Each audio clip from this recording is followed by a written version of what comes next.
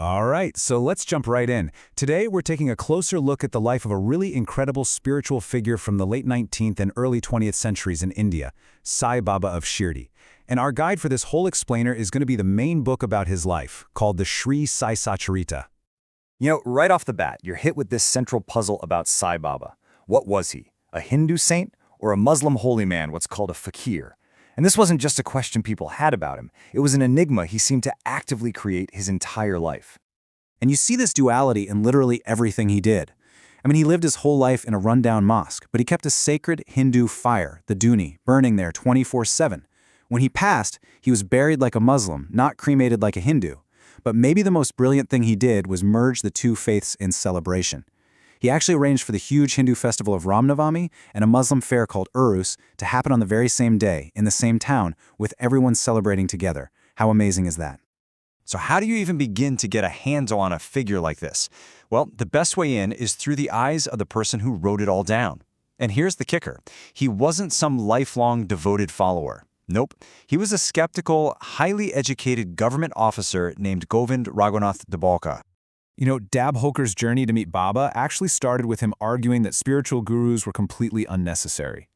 He was at a friend's house, basically saying, if these guys have so much power, why can't they just cure your sick kid? But another friend of his, Nana Sahib Chandorkar, kept pushing back and finally convinced him to just go to Shirdi in 1910 and see the man for himself. So he gets to Shirdi, and what's the first thing he does? He jumps right back into another one of these hot discussions. He gets into this big debate with another guy about free will versus destiny. And you can just imagine him totally full of intellectual pride, absolutely convinced that his logic was superior. And then comes the moment that just completely changes everything for him. Dabolkar goes to the mosque to finally meet Baba. And Baba, who's a good distance away and couldn't have heard a thing, looks right at him and says, "So what was that discussion about?" And then he asks, "What did this Himapant say?" Dabolkar was just floored. Baba not only knew about his private little debate, but he gave him this nickname, Himapant, which was the title of a famously smart minister. It was this subtle, perfect way of knocking down his ego. In that one moment, all his skepticism just shattered.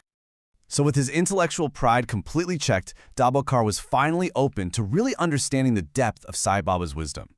So what was it? What was the core of the philosophy he started to see? What he started writing down was a philosophy that was just profoundly simple. Baba taught that God is one, that the Hindu Ram and the Muslim Rahim are just different names for the exact same thing. He talked a lot about charity, about faith and patience, and about needing a guide. But maybe his most powerful teaching, the one that ties it all together, was about how you see the world, seeing God in every single living thing. And that's the thing about him. He didn't just preach this stuff as some abstract idea. He showed it to people through these simple, everyday moments that turned into these incredibly powerful lessons. This story illustrates it perfectly. There was a devotee, Mrs. Tarkad, who was just about to eat her lunch in Shirdi when this hungry dog showed up. So she gave it a piece of her bread. A little later that day, she goes to see Baba in the mosque, and he says to her, "Mother, you have fed me so well today." She's totally confused, right? But then he explains, "The dog, the one you saw before your meal, is one with me. I am roaming in their forms." And just like that, with a single piece of bread given to a dog, he laid out the entire path.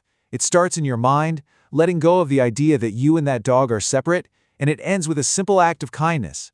He had this absolute genius for taking the most profound spiritual ideas and making them real for everybody. Now, of course, we can't talk about Sai Baba without talking about the things many people called miracles. But in his world, these weren't just magic tricks. They were powerful teaching moments, often called leelas. A leela is basically a divine play. The idea is that these incredible events weren't just raw displays of power. They were practical, unforgettable lessons. They were designed to build faith and show people a deeper reality at work. Okay, so one of the most famous of these leelas is a perfect example of his ability to be present and to act, even when he was physically miles and miles away. So get this, Nana Sahib Chandorkar's daughter was in a life-threatening, difficult labor, over 100 miles from Shirdi. Back in Shirdi, Baba suddenly calls a devotee over, gives him some sacred ash, udi, and tells him to rush it to her. So the devotee goes, and miraculously, a horse cart is just waiting for him at the station, ready to race him to the house. The Udi gets there just in the nick of time, the delivery is safe, and then the cart and its driver simply vanished into thin air. So that was a lesson in his reach, his omnipresence. But this next one, this is a lesson in his profound compassion, his ability to literally feel and respond to suffering no matter where it was happening. Okay, picture this. One day in Shirdi, Baba is sitting by his sacred fire when he suddenly shoves his own arm right into the flames, burning it badly. His devotees are horrified. They pull him back, and when he's calm, he explains what happened. At that exact moment, in some distant village, a blacksmith's child had fallen into the furnace. He said, "I immediately thrust my hand into the furnace and saved the child." All of these stories, all of these teachings, they build up to a legacy that was really designed to last, to go on long after he was no longer physically there. And that day in 1918, a day his followers call his Mahasamadhi, his physical time on earth came to an end. But, and this is a huge but, the story was far from over, because he had left his devotees with a very powerful and very specific promise. This was his ultimate promise.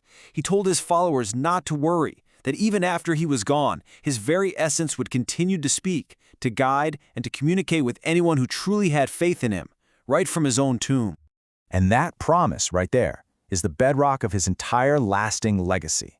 For his followers, his tomb isn't just a memorial, it's an active point of connection. And really, it all circles back to his core teaching, doesn't it? The body is temporary, it's perishable, but the inner self, the spirit, that's the immortal reality. That's what lasts forever. And that leaves us with a pretty big question to chew on, whether you see it as faith or legacy or just the power of an idea. The story of Sai Baba really pushes us to ask, what does it truly mean for a presence, an influence, a guiding force to outlive the physical person? What is it that actually endures?